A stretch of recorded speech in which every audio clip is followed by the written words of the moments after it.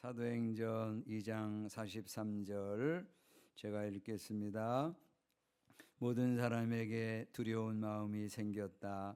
사도들을 통하여 놀라운 일과 표징이 많이 일어났던 것이다.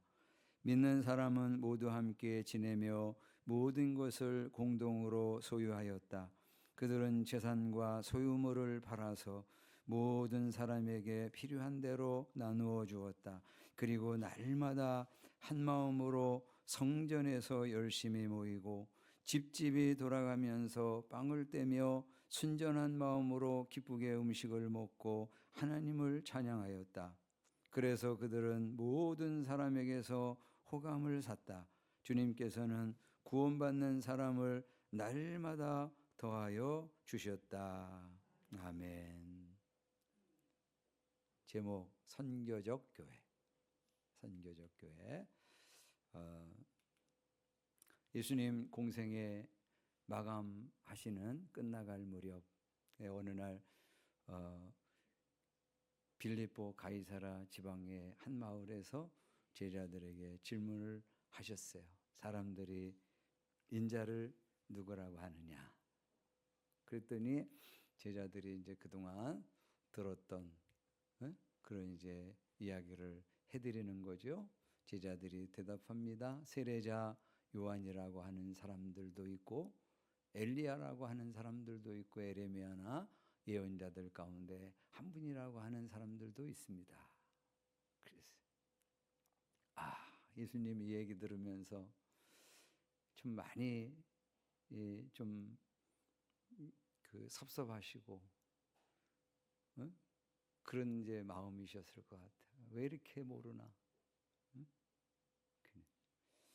여러분은 예수님이 누구라고 생각하십니까?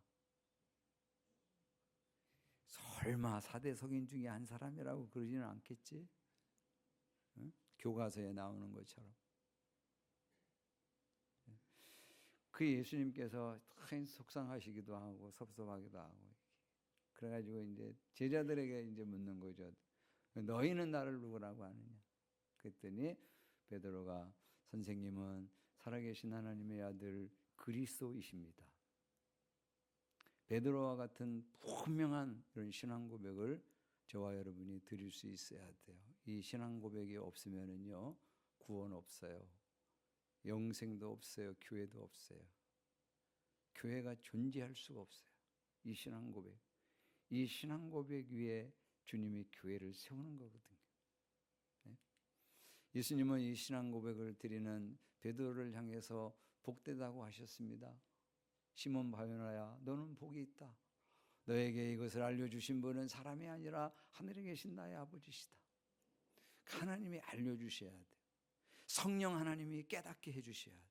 성령 하나님이 예수님이 누구이신지를 정확하게 알게 해주셔야 돼요.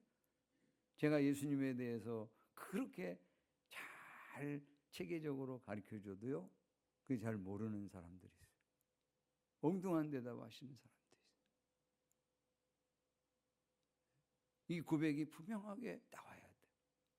그러려면 말씀을 들을 때, 말씀을 공부할 때, 말씀을 묵상할 때 그 말씀의 저자이신 성령 하나님께서 깨닫게 하시는 그런 은혜가 와야 돼요.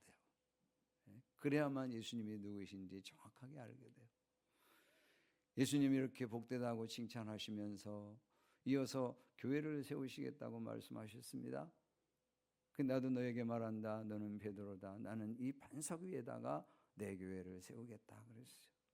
그 정확하게 지금 빨간 글씨 써 있잖아요. 내 교회 세우시겠다 그랬어요. 개척하는 김 목사야, 김재룡 목사 교회 세워주겠다. 베드로야, 네 교회 세워주겠다. 이러지 않았어요. 예수님의 교회입니다. 예수님의 교회. 그 교회는 예수님의 것이고 예수님의 교회예요. 이거를 놓치게 되면 목회를 30년, 40년 잘 해놓고 막판에 가가지고 하나님의 영광을 가리우고 교회의 전도의 문을 가리우는 그런 역할을 목회자들이 자주 한다고요. 내 돈으로 저기 개척했는데, 그리고 내가 그동안에 목회하면서 얼마나 피눈물을 흘렸는데, 그래가지고는 이거를 이렇게 자연스럽게 목회 이임을 못하고는 그냥 자식들한테 넘겨주고 막 그것도 그냥 이상한 방법 다 동원해가지고 그러다 보면 그거 저기 성도들이 모릅니까? 저 밖에 있는 분들이 모릅니까? 다 알고는 혀를 끌끌 차고 그러잖아요. 교회의 주인은 예수님이시라는 것을 우리가 정말 분명한 신앙 고백을 가지고 있어야 돼. 예?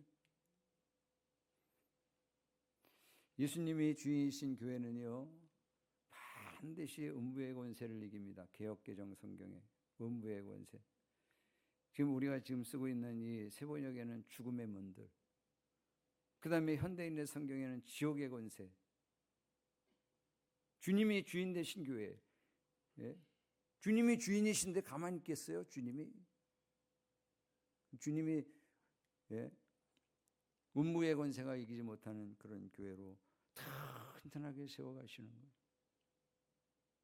그리고는 하늘나라 천국의 열쇠를 가지고 땅에서 묻고 땅에서 풀어주는 그 영혼을 살리는 공동체가 되시도록 우리 주님이 주인 되신 주님이 역사하시는 것이죠. 이 음부의 권세를 이기는 교회가 사도행전 2장에 등장한 거예요. 이름이 뭐요? 예루살렘 교회. 개척 멤버는 120명이었어요. 사도행전 1장 13절 14절의 말씀해 보니까 예수님의 제자들 그리고 갈릴리에서부터 끊임없이 예수님을 따라다니면서 수종 들고 예수님을 섬겨주었던 여자들 그리고 예수님의 어머니 마리아와 그리고 그 예수님의 친동생들 다 120명이 막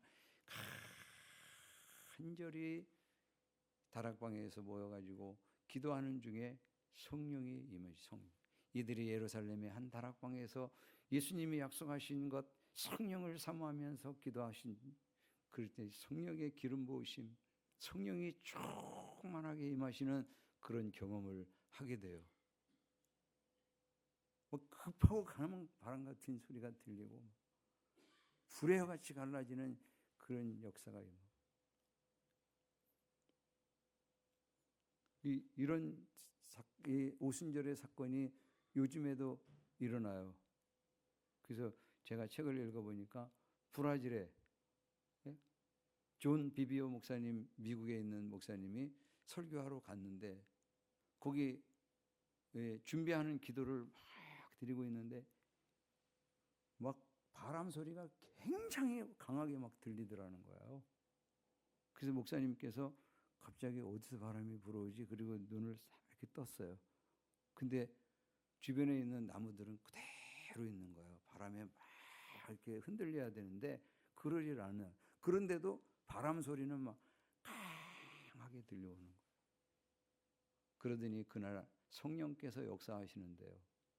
그 경기장 큰 대형 스타디움에 모여있던 사람들이 막 흐느끼면서 죄를 자백하고 부흥이 일어났어요. 오늘날에도 역사하세요. 여기에 베드로가 이제 설교를 하게 되니까 그 설교를 들은 사람들 가운데 3,000명이 한꺼번에 예수님 믿고 세례를 받는 그런 역사가 나타났죠. 그의 말을 받아들인 사람들은 세례를 받았다. 이렇게 해서 그날의 신도의 수가 약 3,000명이나 늘어났다. 그들은 사도들의 가르침에 몰두하며 서로 사귀는 일과 빵을 떼는 일과 기도에 힘썼다. 여러분, 어디서 이렇게 했어요? 그동안 여러 번 얘기했죠? 어디서 이렇게 했어요? 3,000명이나 넘는 그리스도인들이 사도들의 가르침을 받고 서로 교제하고 떡을 떼고 그리고 막 집중적으로 막 기도를 열심히 어디서 했냐 말이죠.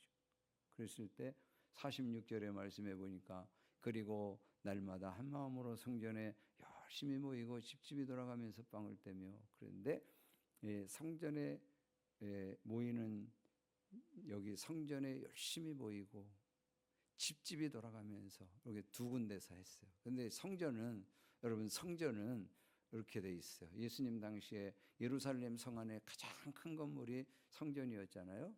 그렇죠? 근데 그게 길이가 27m예요. 그러면 감이 잘 안 나오잖아.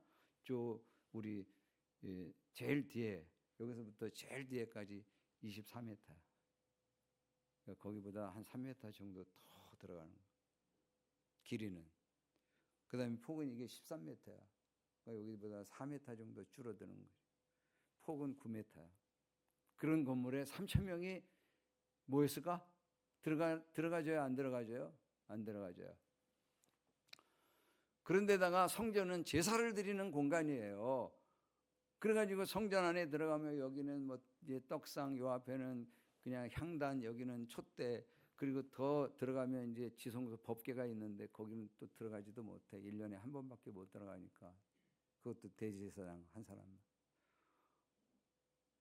그러니까 이 3,000명이나 되는 사람들이 주로 어디에서 모였을까? 그럴 때 성전뜰에서 모인 거예요. 성전뜰. 예수님도 가끔씩 성전뜰에서 말씀 전하셨거든요.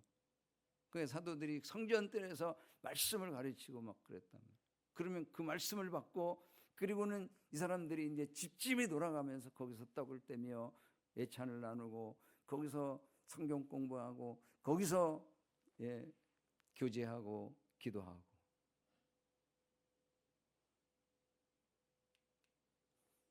따라서 신약교회 성도들은 예배를 드리고 교제하며 음부의 권세를 이기기 위해, 영혼 구원을 위해, 하나님 나라를 맛보기 위해 가정에서 모임을 가졌어요. 언제까지? 로마가 기독교를 공인해 준 AD 313년까지. 그때까지는 이게 큰 교회당, 뭐 화려한 거대한 그런 성당들 이런 거 없었어요, 여러분.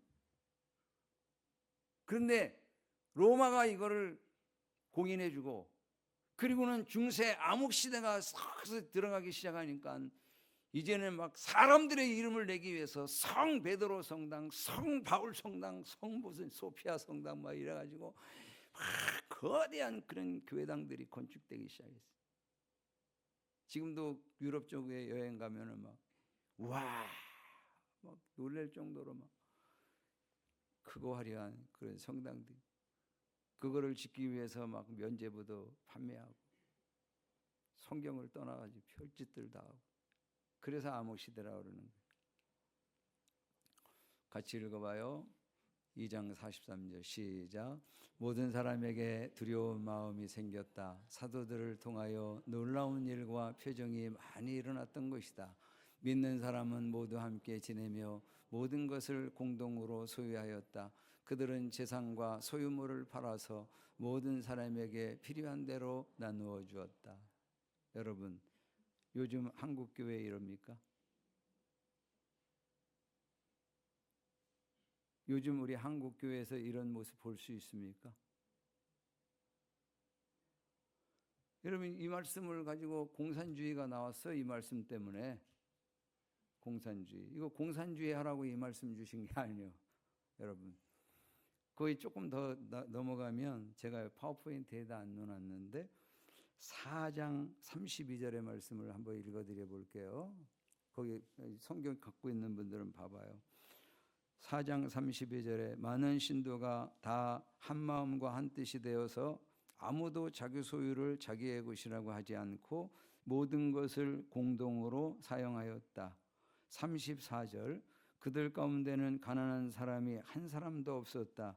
땅이나 집을 가진 사람들은 그것을 팔아서 그 판돈을 가져다가 사도들의 발 앞에 놓았고 사도들은 각 사람에게 필요에 따라 나누어 주었다. 키프로스 태생으로 레위 사람이요 사도들에게서 바나바 곧 위로의 아들이라는 뜻의 별명을 받은 요셉이 자기가 가지고 있는 밭을 팔아서 그 돈을 가져다가 사도들의 발 앞에 놓았다. 여러분, 공산주의 하라고 이 말씀이 있는 게 아니고요, 제도적인 그런 재산을 공유하려고 하는 사람의 노력으로, 사람의 제도로, 사람의 권력으로 이렇게 재산을 공유하려고 하면, 그러면 공산주의가 우리에게 보여주는 결과처럼 망하는 거예요. 처참하게 가난해지는 거예요. 인간의 죄성이 그냥 다 같이 똑같이 살아. 이러면 일들 안 하거든요. 그래, 이거는 뭐예요 지금? 생명과 소유의 주권을 인정하는 그런 공동체가 되었다는 말씀이에요. 우리의 생명이 주님의 것입니다. 우리가 가지고 있는 모든 소유가 주님의 것입니다 라고 하는 그런 신앙 고백을 드리는 공동체가 됐다는 거예요. 그리고 그것을 성령이 충만하니까 그게 실천되었다는 거예요. 그 가운데 대표적인 인물이 바나바였다는 거예요. 성령께서 감동하셔가지고 우리가 내놓는 그런 일들이 벌어져야지, 이거를 무슨 제도로 자꾸 하고 그러면은 나같이 망하는 길이란 말이지. 특히 신약교회는 이랬다고요. 그리고 날마다 한 마음으로 성전에 열심히 모이고 집집이 돌아가면서 빵을 떼며 순전한 마음으로 기쁘게 음식을 먹고 하나님을 찬양하였다. 그래서 그들은 모든 사람에게서 호감을 샀다.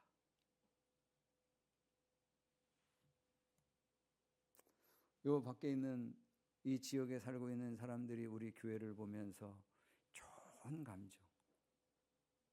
저 교회가, 이 김포해림 교회가 우리 동네에 있어서 너무 좋아. 너무 감사해. 그러고 있냐 이 말이에요, 여러분. 요즘에 한국 교회는 그냥 있는지 없는지 관심도 없어. 주민들이, 지역 주민들이. 그 정도만 돼도 감사하겠어. 교회에 있는 게 싫어. 그래가지고 요즘에 개척하는 목사님들이 얼마나 어려움을 겪는지, 상가에 좀 이렇게 들어가서 개척 좀 하려고 그러면 건물을 안 줘. 상가를 안 줘. 아직. 교회요? 안 해요. 이런다니까. 싫어해. 호감은커녕. 근데 여기는 그래서 그들은 모든 사람에게 호감을 샀다. 주님께서는 구원받는 사람을 날마다 더하여 주셨다. 이게 우리 한국교회가 막 폭발적으로 부흥하던 60년대, 70년대, 80년대까지. 그때 지역 주민들이 교회를 너무너무 좋아했어. 우리 애들 좀 교회 보내고 싶고 막. 그리고 교회 다니는 사람들은 그냥 진실하다고 인정해 줬어. 호감이 있어서. 지금 뭐야 지금?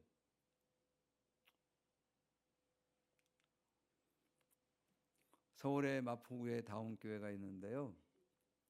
여기 가정교회 하는 그런 교회예요. 담임 목사님이 이경준 목사님이었는데, 이경준 목사님이 우리 교회에 와서 세미나를 해준 적이 있어요. 이 목사님은 내비게이터의 거의 그 강력한 리더십을 가지고 계셨던 분이에요. 내비게이터 선교회.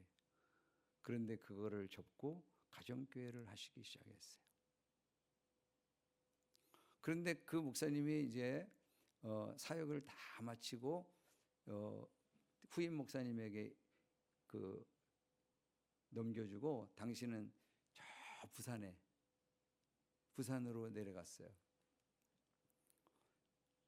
그리고 그랬는데 이제 그 젊은 목사님이 오셔가지고 요즘에 이제 가정교회를 열심히 잘하면서도 이게 선교적 교회로 가고 있는 거예요. 선교적.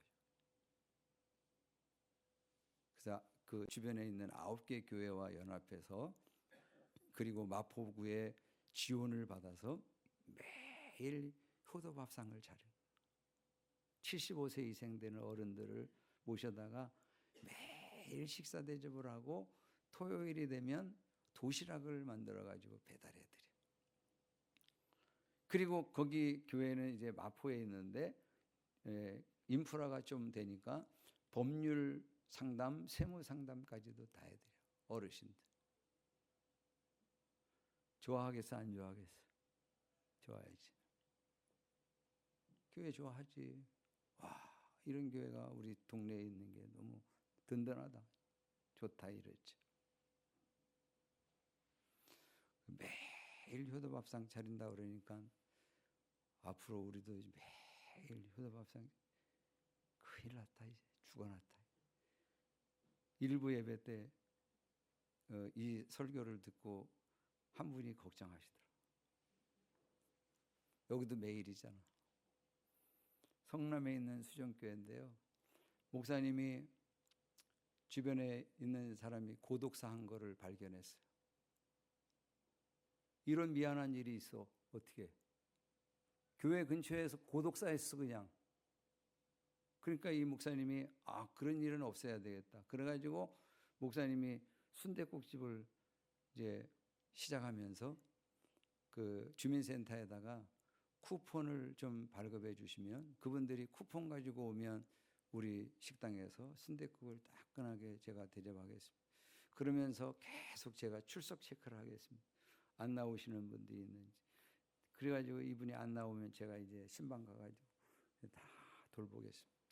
이래가지고 지금 돌보시는 목사님이 계셔. 수정교회. 의정부의 하늘샘교회는 아이들이 문구점 앞에서 게임하니 추운데 겨울인데. 그러니까 목사님이 야 교회에 가서 하자 교회. 그래서 교회로 데려가가지고 7대를 설치해놨어. 그리고 거기에다가 최신 게임을 다 넣어주죠. 애들이 와가지고 막 거기서 게임하면서 그러면서 애들이 컵라면도 먹고 막 교회에서 완전히 교회가 너무 신나는 곳이 됐어요. 근데 목사님이 가만히 얘네들을 관찰해 보니까 이놈들이 문구점 앞에서는 막 게임하다가 막 싸우고 막 욕하고 그러는데 교회에서 할 때는 욕을 안 하더라. 애들도 분위기를 딱 알고 여긴 교회니까 우리 조심해야 돼.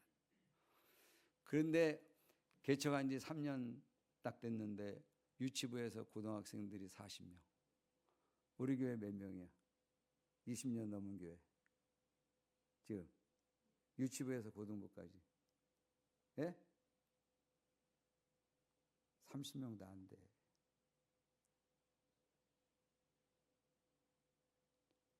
제가 이 기사를 읽으면서 굉장히 죄송하더라고 하나님 앞에.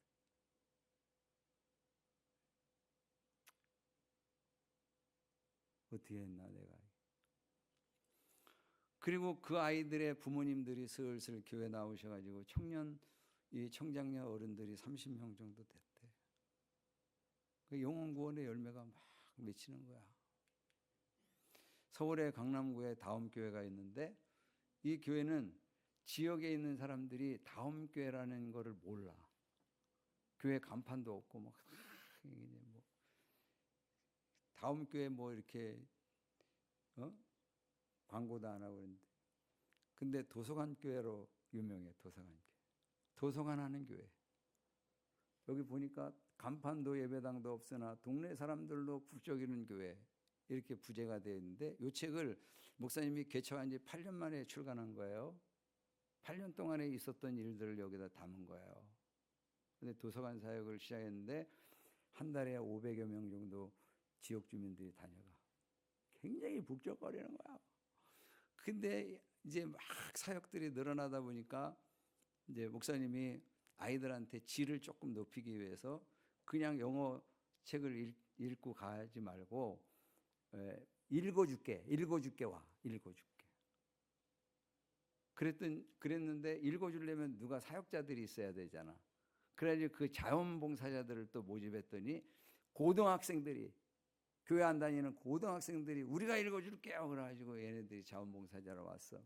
그래서 고등학생들이 초등학생들을 대상으로 해서 영어 책을 이제 막 읽어주는 그런 사역도 하고 그러다 보니까 어머니들이 우리가 이 교회를 좀 서포트하자 그래야지 어머니 모임을 자기네들이 스스로 만들어가지고 이제 자원봉사해 주시고 다문화 가정 사역 시작됐고 그래가지고 기가 막혀.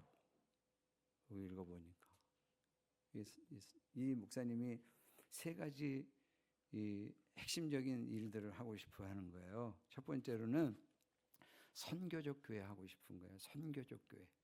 그게 뭐냐? 이제 교회 예산의 3분의 1을 지역사회와 선교사님들을 위해서 쓰고 싶은 거예요. 그러다 보니까 뭐 건물이 이분들은 건물을 안 하고 그냥 중동고등학교인가? 거기 강당에서 예배 드리니까 돈이 많이 안 들어가잖아. 그래가지고 그거 이제 선교적 교회 하는 거고, 그 다음에 두 번째로는 아주 뜨끈뜨끈한 사랑이 넘치는 소그룹 공동체를 세우고 싶은 거고, 그 다음에 마지막으로는 훈련 공동체. 이분 그 옥하는 목사님 제자거든. 제자 훈련 하겠다. 세 가지 비전. 첫 번째는 뭐라고요? 선교적 교회. 두 번째로는 소그룹. 그 세 번째로는 훈련 공동체. 우리는 어떻게 해야 되나? 우리는 어떻게 해야 되나? 이제 고민을 제가 이제 계속 하고 있는 거예요. 왜냐하면 그냥 우리가 이렇게 흘러가잖아요. 가만히 빌어두잖아요. 그러면 우리 한국 교회는 영국 교회처럼 되게 돼 있어요. 영국 교회. 그 영국 교회는 어떻게 돼 있냐? 그럴 때 영국 교회는 정기적으로 예배드리는 그런 사람들이 30%. 그리고 가나안 성도, 교회 밖에 있으면서 나는 그리스도인이야라고 생각하는 사람들이 70%. 이렇게 돼 있어요.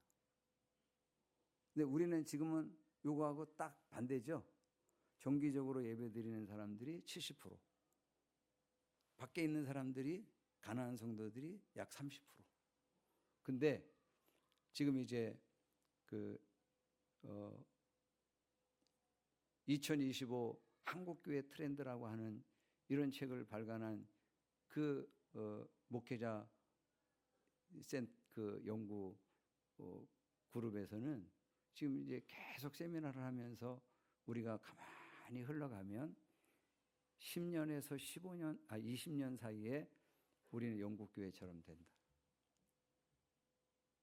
그렇기 때문에 목사님들 지금 정신 바짝 차리고 뭔가 몸부림을 주셔야 됩니다. 변화를 시도해야 됩니다. 이런 얘기를 지금 하신다고.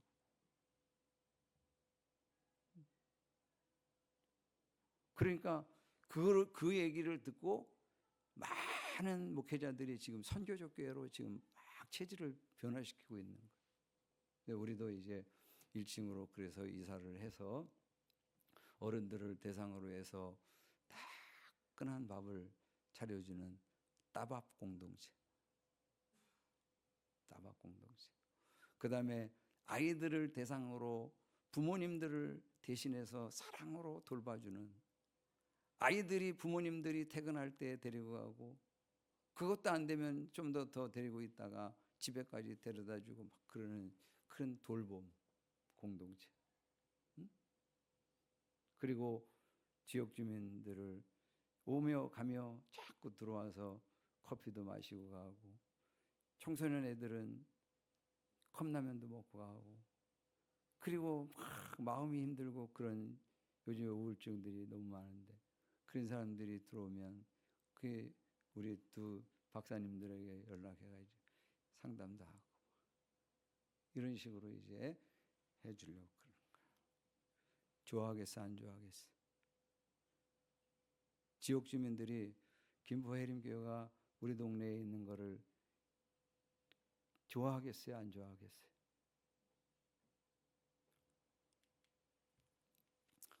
그 변화에 대한 두려움이 있어요. 지난주에 광고만 딱 냈을 뿐인데, 근데 저한테 피드백이 많이 왔어요. 그 가운데 이런 것들이 왔어요. 멀리 사는 거 아닌가? 그 잠을 못 주무셨다. 그래서 이 근처로 가요. 멀리 안 가요. 그냥 1층으로 내려가고 싶은 거예요. 1층. 꼭 굳이 1층으로 내려가야 되나? 효과적으로 하고 싶어서 그러는 거예요.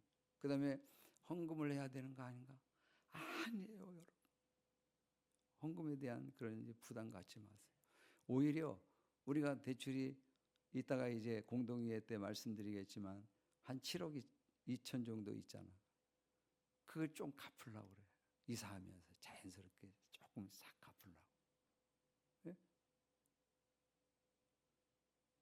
왜 미리 갚으려고 그러냐? 그럴 때 제 나이가 자꾸 지금 이제 60이 넘어가고 있잖아요. 그래서 자꾸 간다고. 그러면 우리 성도들도 자꾸 같이 들고 가요. 그 우리 어른들은 이제 헌금을 잘 드리는 편이거든요. 근데 젊은 세대들은 우리 어른 세대들보다 그만큼 훨씬 잘 못해요. 삶이 방만해가지고. 그러다 보니까 여러분, 이 어른들은 이제 막 70이 넘고 그래가지고 헌금 드릴 그 여력이 많지가 않아. 그러면 그 젊은 세대들이 막 그거를 이제 메꿔줘야 되는데 그러지가 않잖아. 그러니까 교회 규모를 조금씩 줄여줘야 돼. 그러니까 이제 이사하면서 살짝 대출을 줄여주는 그런 센스. 이게 이제 되는 거야. 그 다음에 봉사할 사람은 있을까 그러는데, 봉사할 사람 기본 인원들은 다 있지. 그러면서도 또 주민들이 호감을 가지게 되잖아요. 이 감동적인 사역들을 하시는데, 이래가지고 이분들이 감동을 먹으면 같이 한다니까.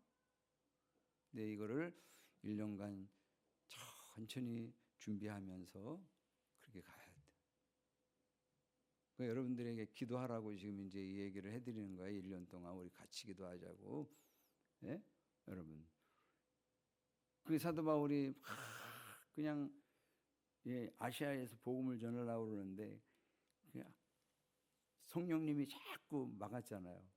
그러다가 갑작스럽게 마게도냐에 건너와서 우리를 도와달라고 막 손짓하니까 사도 바울이 그 얘기를 했더니 거기 같이 하던 바울과 실라와 디모데와 막 이런 사람들이 주님이 유럽의 복음을 전하라고 그러시나 보다.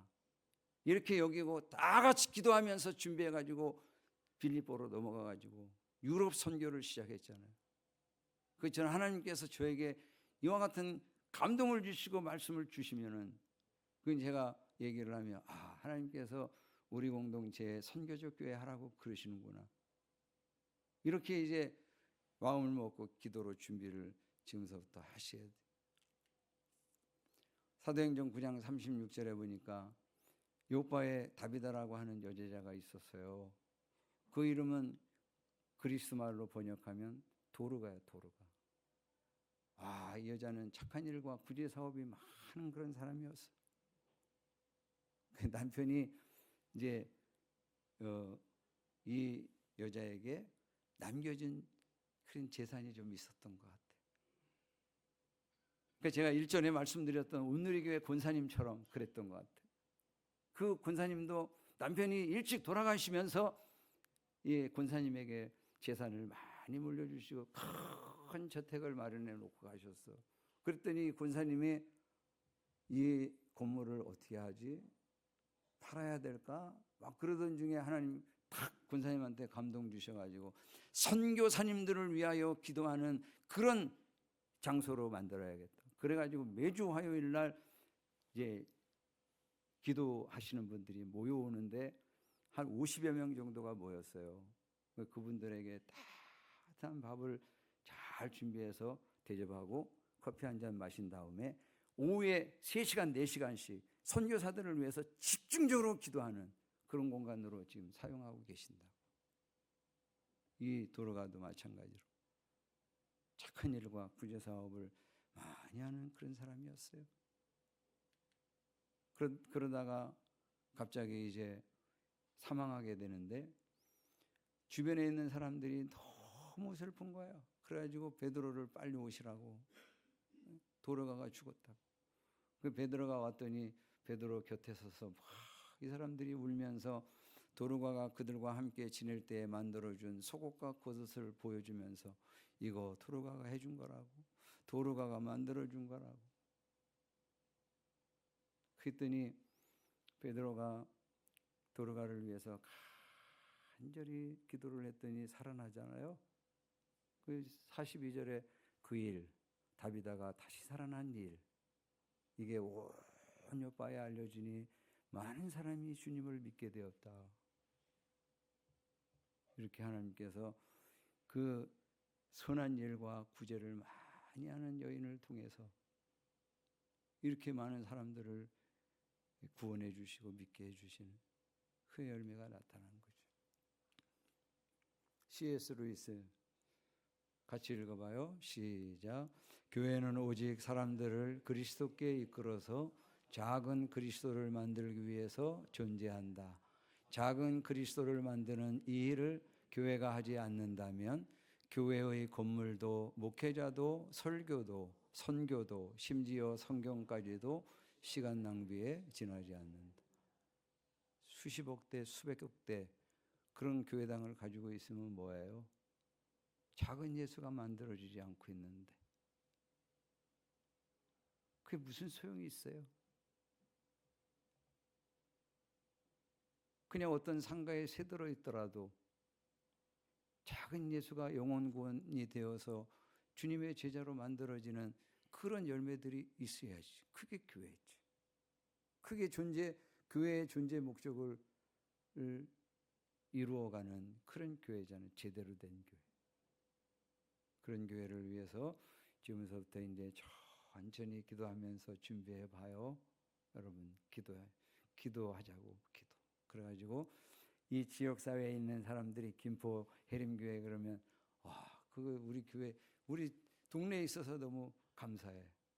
이런 교회를 만들어 보자. 제일 고생을 많이 할 사람이 누굴 것 같아요? 우리 집사람. 그런데 우리 집사람이 흥분이 된대 요즘에. 예, 지역 주민들이 막 그냥 오고 가고 그 사람들이 교회를 칭찬하고 그럴 생각을 하니까 요즘에 너무 흥분이 된대. 그런 교회 해보자고. 예, 기도하겠습니다.